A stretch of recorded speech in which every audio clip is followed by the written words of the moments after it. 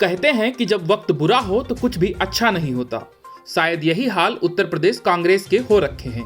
प्रियंका गांधी वाड्रा के नेतृत्व में कांग्रेस पार्टी यूपी विधानसभा चुनाव के पहले चरण से पहले ही हांफने लगी है और कोई भी चुनावी जानकार उसे 2 से ज्यादा सीट नहीं दे रहा है। वहीं दूसरी तरफ पार्टी के बड़े नेता आपस में ही जूतम पैजार किए ले रहे हैं। ताजा मामला बलरामपुर जिले का है, जहां मारपीट का मामला इस कदर बढ़ गया कि पार्टी ने जिला अध्यक्ष सहित 4 पदाधिकारियों को अनुशासनहीनता के आरोप में 6 साल के लिए निष्कासित कर दिया है।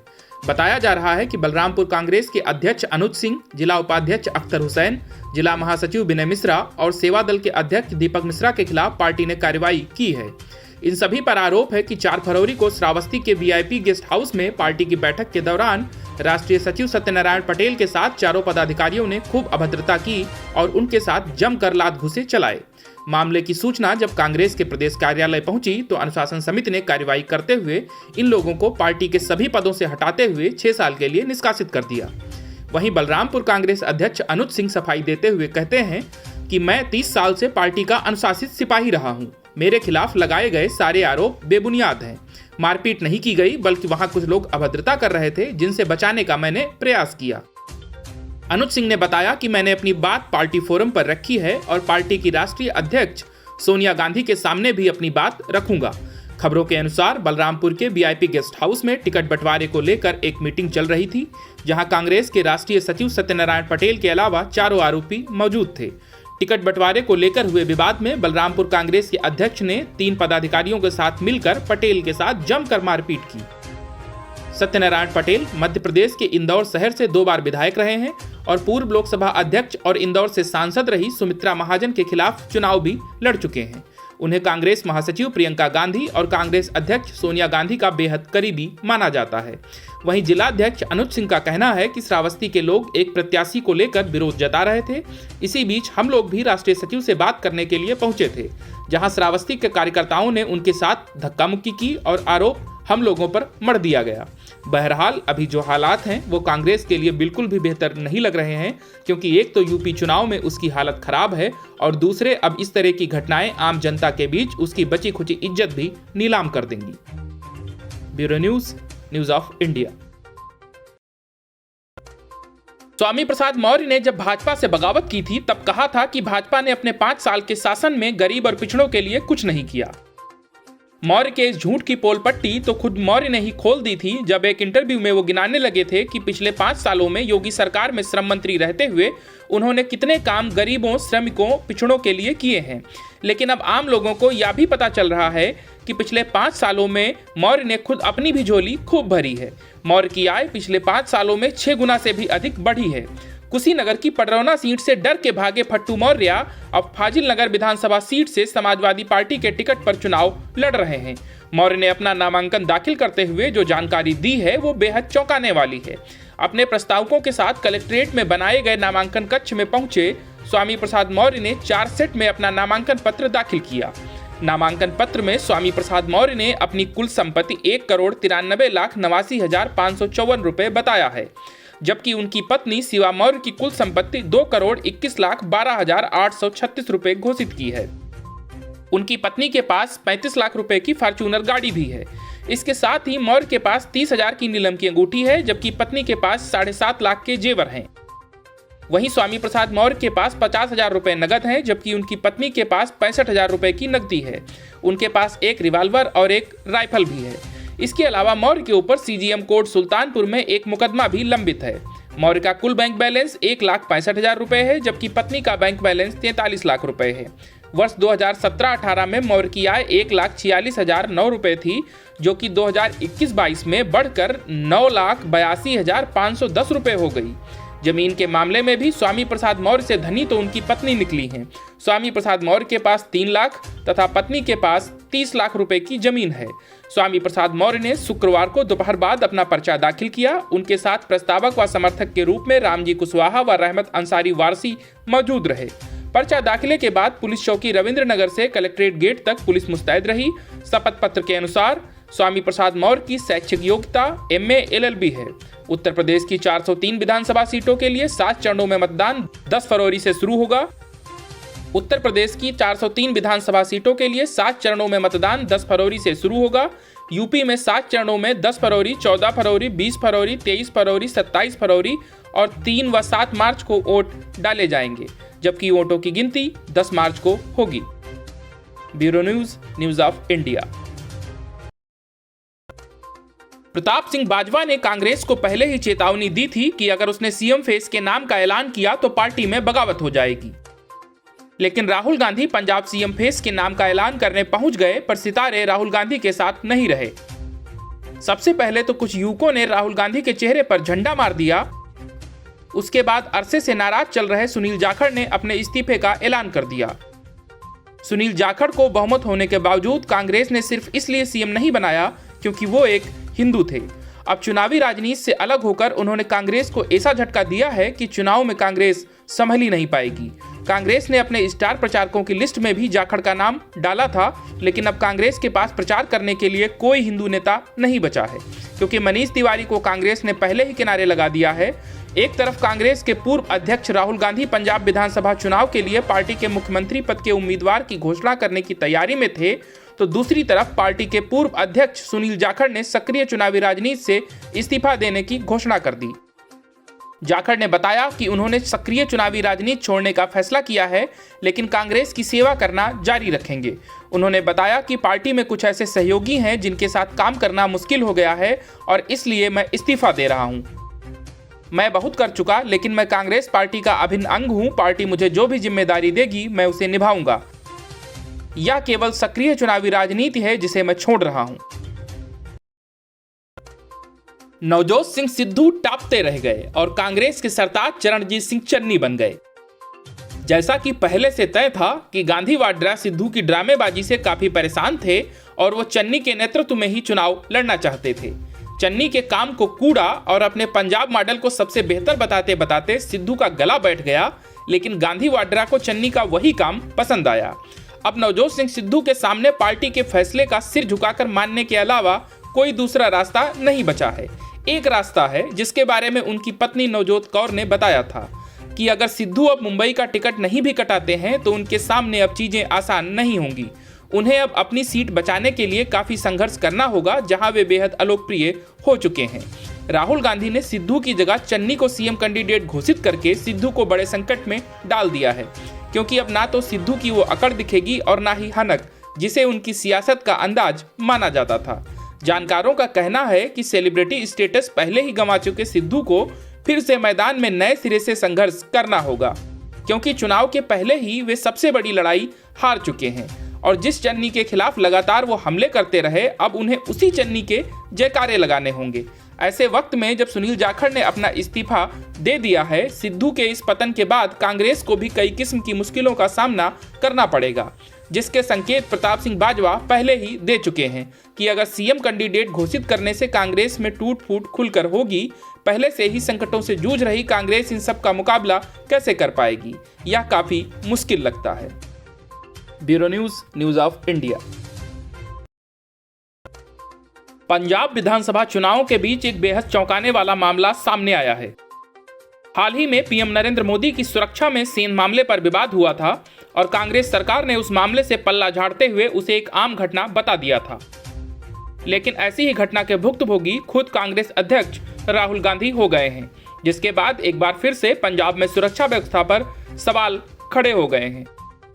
रविवार को हलवारा से लुधियाना जाते समय कांग्रेस नेता राहुल गांधी पर एक युवक ने झंडा फेंक कर दे मारा। राहुल गांधी पर हमले के इस प्रयास से चारों तरफ हड़कंप मच गया। दरअसल राहुल गांधी रविवार को लुधियाना में कांग्रेस के अगले सीएम चेहरे का ऐलान करने पहुंचे थे। रास्ते में कुछ युवक खड़े थे। उन्हें देखकर कार में आगे बैठे राहुल गांधी ने कार का शीशा नीचे किया तो एक युवक ने उनके मुंह पर झंडा मार दिया। उस समय राहुल की कार में नवजोत सिद्धू और चरणजीत सिंह चन्नी भी बैठे थे। एयरफोर्स स्टेशन हलवारा से लुधियाना हयात रीजेंसी होटल जा रहे राहुल गांधी की गाड़ी पर हरसिला रिजॉर्ट के सामने एक युवक ने कांग्रेस पार्टी का झंडा दे मारा, जो सीधे राहुल गांधी के मुंह पर जाकर लगा। इसके बाद राहुल गांधी बुरी तरह घबरा गए। कार को सुनील जाखड़ चला रहे थे और मुख्यमंत्री चरणजीत सिंह चन्नी और पार्टी प्रधान नवजोत सिंह सिद्धू पिछली सीट पर बैठे थे। वहीं इस घटना के बाद सुरक्षा में तैनात तमाम अधिकारियों के हाथ पांव फूल गए। बताया जा रहा है कि युवाओं का ये ग्रुप पार्टी संगठन NSUI का था। हालांकि इस घटना के बाद भी राहुल गांधी की कार चला रहे सुनील जाखड़ ने कार नहीं रोकी और काफिले के साथ लुधियाना के लिए रवाना हो गए। अभी तक पुलिस द्वारा किसी को भी गिरफ्तार किए जाने की सूचना नहीं है। वहीं जिस युवक ने झंडा मारा था वह अपने साथियों के साथ मौके से फरार हो गया। कहा जा रहा है कि करीब 9 दिनों की मशक्कत, नेताओं की रायशुमारी और सर्वे रिपोर्ट के बाद कि चन्नी को ही बतौर मुख्यमंत्री चेहरा पेश करेगी। पार्टी की ओर से इस संबंध में विशेष पोस्टर और होर्डिंग तैयार कराए गए हैं। ये सभी 117 हलकों में पहुंचा दिए गए हैं। इन्हें लगाने का काम रविवार को सीएम चेहरे के ऐलान के साथ ही शुरू हो जाएगा। मुख्यमंत्री के रूप में अपने 111 दिन के कार्यकाल के दौरान चन्नी ने जो जनहित के कार्य किए हैं उन्हें कांग्रेस के नए पोस्टरों में प्रमुखता से हाईलाइट किया जाएगा। वहीं कांग्रेस अध्यक्ष नवजोत सिंह सिद्धू ने सीएम फेस के ऐलान से पहले ट्वीट किया कि बिना किसी निर्णय के कभी भी कुछ भी महान हासिल नहीं हुआ है। पंजाब को स्पष्टता देने आए हमारे अग्रणी प्रकाश राहुल जी का हार्दिक स्वागत। सब उनके फैसले का पालन करेंगे। यूपी विधानसभा चुनाव में बेहद उल्टे सीधे बयान देकर चर्चा में बने रहने की असफल कोशिश कर रहे ओम प्रकाश राजभर को अब करारा जवाब मिला है।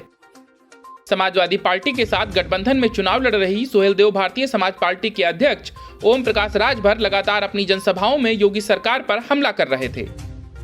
वो लगातार ये बयानबाजी कर रहे थे कि भाजपा सरकार ने राज्य के पिछड़े समाज के लिए कुछ भी नहीं किया है। लेकिन उनके इसी बयान पर एनडीए की साथी और अपना दल की मुखिया अनुप्रिया पटेल ने राजभर की ऐसी बैंड बजाई कि अब उन्हें जवाब देते नहीं बन रहा है। भाजपा के साथ मिलकर यूपी विधानसभा चुनाव लड़ रही अपना दल एस की नेता और केंद्रीय मंत्री अनुप्रिया पटेल ने राजभर को लताड़ लगाते हुए कहा कि राजभर बस इतना बता दें कि जिस पार्टी के साथ वो इन चुनावों में गठबंधन में हैं, उसने पिछड़ों के लिए क्या किया है। क्या कोई उसका ऐसा काम है जिससे पिछड़ों के जीवन में बड़ा बदलाव आया हो। हमारी सरकार के मैं कई ऐसे काम दिखा सकती हूँ, पर क्या राजभर अपने गठबंधन साथी के दिखा सकते हैं। दरअसल अनुप्रिया पटेल को यूपी चुनाव पर अपनी बात रखने के लिए एक निजी चैनल ने बुलाया था। इसी कार्यक्रम के दौरान जब अनुप्रिया पटेल से सवाल किया गया कि ओपी राजभर का कहना है कि बीजेपी ने पिछड़ों को सम्मान नहीं दिया, तो अनुप्रिया पटेल ने इस सवाल पर राजभर की जमकर क्लास लगा दी और पलटकर ऐसे कई सवाल पूछ लिए कि राजभर को जवाब देते नहीं बन रहा है। उन्होंने कहा कि राजभर का जिसके साथ गठबंधन हुआ है उसने जो कुछ काम पिछड़े लोगों के लिए किया है उसे दिखा दें बस।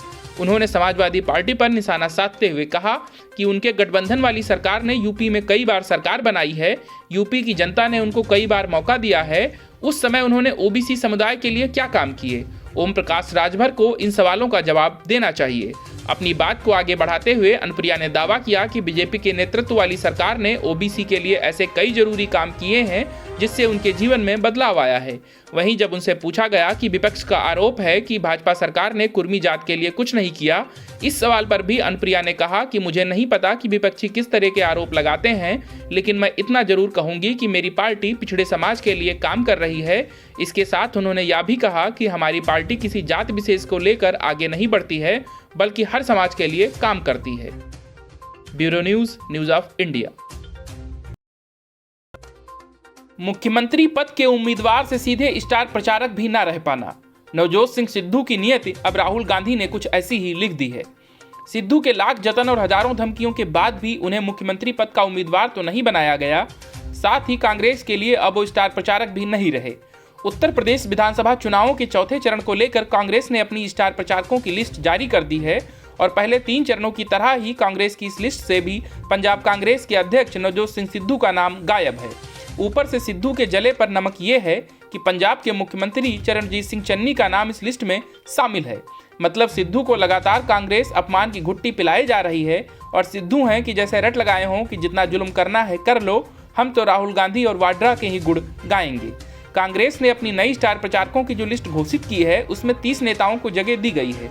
इनमें प्रियंका गांधी वाड्रा, राहुल गांधी, चरणजीत सिंह चन्नी, गुलाम नबी आजाद समेत कई बड़े नाम शामिल हैं, लेकिन सिद्धू का नाम गायब है।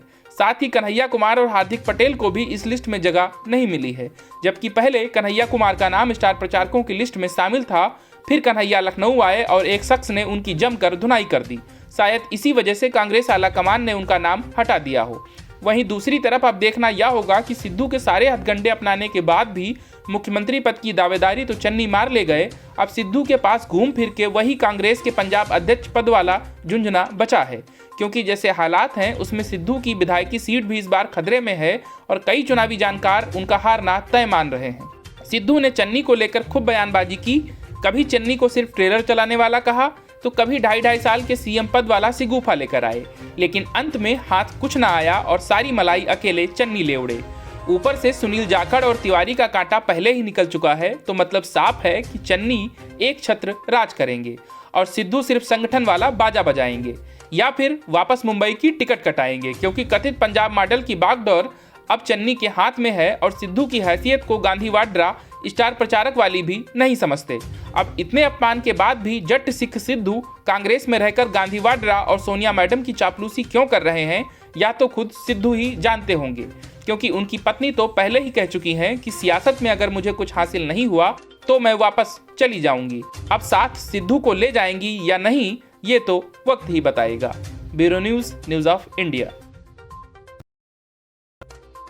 अमृतसर के जिस मुस्लिमगंज इलाके से नवजोत सिंह सिद्धू को बेआबरू होकर लौटना पड़ा, उसी गली में अकाली दल के उम्मीदवार बिक्रम मजीठिया का जोरदार स्वागत किया गया। जिन घरों के दरवाजे कल सिद्धू के लिए बंद थे, वे सारे आज बिक्रम मजीठिया के स्वागत में खुल गए।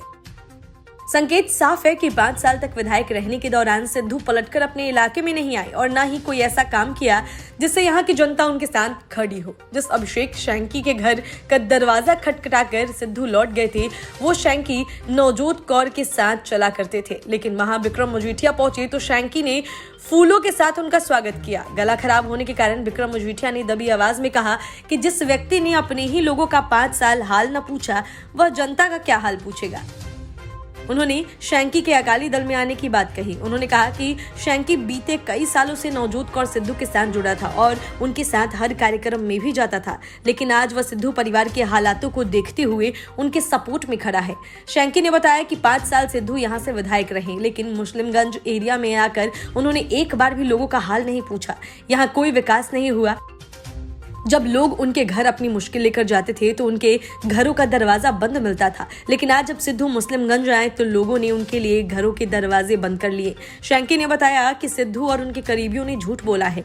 जिस समय सिद्धू घर आए सभी घर पर ही थे। इतना ही नहीं, पूरा इलाका घर पर मौजूद था।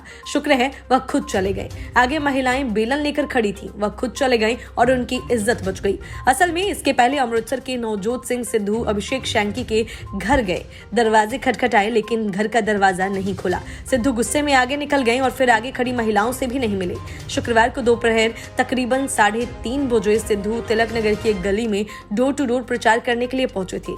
तंग गलियां होने के कारण वहां गाड़ी नहीं जा सकी, जिस कारण सिद्धू पैदल ही आगे निकल गए। आगे जाकर मौजूद समर्थकों ने वहां खड़ी 2 महिलाओं से मिलने की बात कही तो सिद्धू ने कहा कि छोड़ो और आगे चले गए। इस संबंध में साथ मौजूद पार्षद मोती भाटिया ने सफाई देते हुए कहा वहां कोई इवेंट नहीं था, जबकि उनका एक समर्थक उन्हें वहां ले गया था। समर्थक का कहना था कि वह उनके किसी रिश्तेदार का घर है, लेकिन जब सिद्धू वहां पहुंचे तो वहां शायद कोई था ही नहीं। Bureau report, news of India. Sanjay Raut की मुसीबतें कम होने का नाम नहीं ले रही हैं। एक के बाद एक बड़े घोटाले में उनका नाम उछलकर सामने आ रहा है। 1000 करोड़ के जमीन घोटाले के बाद अब जंबो कोविड सेंटर मामले में 100 करोड़ के घोटाले में राउत का नाम सामने आ गया है। बीजेपी नेता किरीट सोमैया ने संजय राउत और उनके परिवार पर गंभीर आरोप लगाया है। दरअसल किरीट सोमैया ने संजय राउत और उनके परिवार पर 100 करोड़ का जंबो कोविड केयर सेंटर घोटाले का आरोप लगाया। किरीट सोमैया ने आरोप लगाया कि संजय राउत के करीबी सुजीत पाटकर ने फर्जी दस्तावेज के आधार पर काम हासिल किया। उन्होंने राउत पर आरोप लगाया कि लाइफलाइन हॉस्पिटल मैनेजमेंट सर्विसेज नाम से पार्टनरशिप फर्म बनाने का दावा झूठा है। उन्होंने मुंबई के दहिसर वाली NSCI Mahalaxmi race course Mulund covid care centre काम मिलने का दावा किया है। बीजेपी नेता किरीट सोमैया ने नेशनल डिजास्टर मैनेजमेंट अथॉरिटी से शिकायत की, साथ ही मामले की जांच की मांग भी की है। इससे पहले भी किरीट सोमैया ने संजय राउत पर वाइन कंपनी में पार्टनरशिप का आरोप लगाया था। सोमैया ने कहा था कि राउत का महाराष्ट्र के बड़े उद्योगपति अशोक गर्ग की मैगपी ग्लोबल लिमिटेड नाम की वाइन कंपनी में पार्टनरशिप है। उनका इस व्यवसाय में बड़ा निवेश है। संजय राउत की दोनों बेटियां और पत्नी कंपनी में डायरेक्टर के पद पर हैं। सौम्या ने आरोप लगाया था कि वाइन बिजनेस में बड़ा निवेश होने के चलते ही संजय राउत मॉल्स और किराने की दुकानों में वाइन बिक्री के फैसले का समर्थन कर रहे हैं। संजय राउत के करीबी सहयोगी और व्यवसायी प्रवीण रावत को प्रवर्तन निदेशालय ने गिरफ्तार किया है। उन्हें 1034 करोड़ रुपए के जमीन घोटाले केस में गिरफ्तार किया गया। हालांकि किरीट सौम्या के आरोपों का संजय राउत ने जमकर जवाब दिया था। राउत ने कहा था कि किरीट सौम्या के बच्चे चने बेचते हैं क्या? अमित शाह के बेटे केले बेचते हैं। बीजेपी नेताओं के बच्चे डांस बार खोलकर बैठे हैं। अगर मेरा कोई वाइनरी व्यवसाय है तो उससे बीजेपी नेता अपने कब्जे में ले लें और चलाएं। मेरी बेटियां किसी कंपनी में डायरेक्टर हैं तो गलत क्या है? किसी बीजेपी नेता के बच्चे की तरह ड्रग्स व्यवसाय में नहीं है। Bureau report, news of India.